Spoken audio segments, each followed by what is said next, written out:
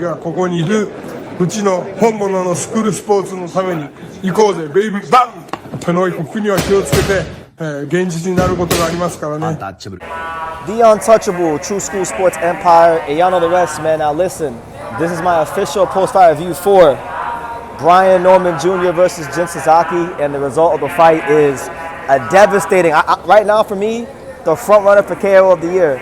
You know, we're here at the Ulta City General Gymnasium. You see everybody filing out, but you know, I talked this fight up for a long time because I told you guys that this was the most explosive fight at 147, and it didn't fail to deliver. You know, Jin Sasaki is known for being a gunslinger, a guy who doesn't care, a guy that defensively makes a lot of mistakes, but is also very athletic, and he paid for it in this fight in every sense of the word. Norman caught him multiple times in the first round with the left hook and dropped him, so a tone was set early and often. He was very patient, boxing behind his jab, and there was a real difference in boxing IQ, boxing pedigree, and it showed in the early rounds. Now, I will say, in rounds 3, rounds 4, Jin Sasaki settled down, and he was able to actually get his jab going, particularly to the stomach, and actually found a home for a counterpunch in Brian Norman Jr. I actually think you could debate that he maybe won 2 rounds, but he at least won a round, maybe even 2. But it didn't matter. It was all inconsequential because Brian Norman Jr. was setting him up for the kill shot, and Jin Sasaki got caught pulling straight out, and Brian Norman Jr. scores a devastating one-punch left hook KO, probably the most devastating knockout I've ever seen in person, alongside Angelo Leo and Bernardo Lopez. And really and truthfully, like, I love Jin Sasaki. I love the Nakaya boxing gym and the family they got there. I hope he's okay because Jin, no fighter deserves that, but it's part of the harsh realities of boxing. That's why you work hard on your defense. And you know, I got to be honest. I spoke with the Nakaya boxing gym in the lead up to this fight because I was down there a lot, and I told them, I said, look, you guys have to focus more on your defense. You guys have to be more sophisticated in this fight because Brian Norman Jr. is not someone that you can just get hit by over and over again. You will get folded.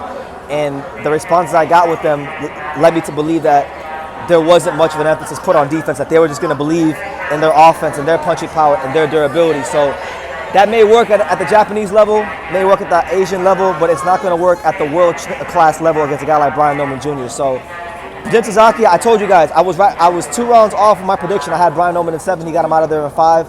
But I told you guys in the build-up to this fight, I said that Jin Sasaki is one of the most dangerous welterweights out there for Brian Norman Jr. and anybody else, because you're going to have to beat him to where they carry him out the ring. And guess what? That was the case. They had to carry Jin Sasaki outside the ring. So I hope Jin Sasaki is okay. But that was one of those moments. And I'll say this because Sean Tatel's calling me right now, and I have to go on Sean Tatel's live. But I'll speak briefly about it because I'm going to do my own live on this later on. But with that kind of a knockout here in Japan, 2 world title defenses, Brian Norman Jr. is a solidified, legitimate champion. He's shown you guys that he's not just a knockout puncher, but a versatile knockout puncher. He's knocked guys out with the uppercut, and now he's knocking out guys with a one-punch left hook. So he's showing you guys versatility, growth, maturation. And I know Jaron Ennis, I lost a lot of respect for Jaron Ennis today because he waited until the day of Brian Norman Jr.'s fight to announce that he was moving up. And I'm not mad that he's going to 54 because I've wanted him to go to 54 for about a year now.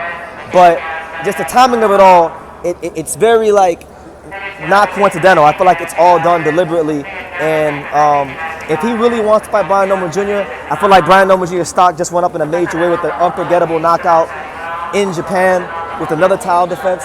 Oh, Kento, what's up, Kento? I feel like his stock went up in a major way with another devastating knockout.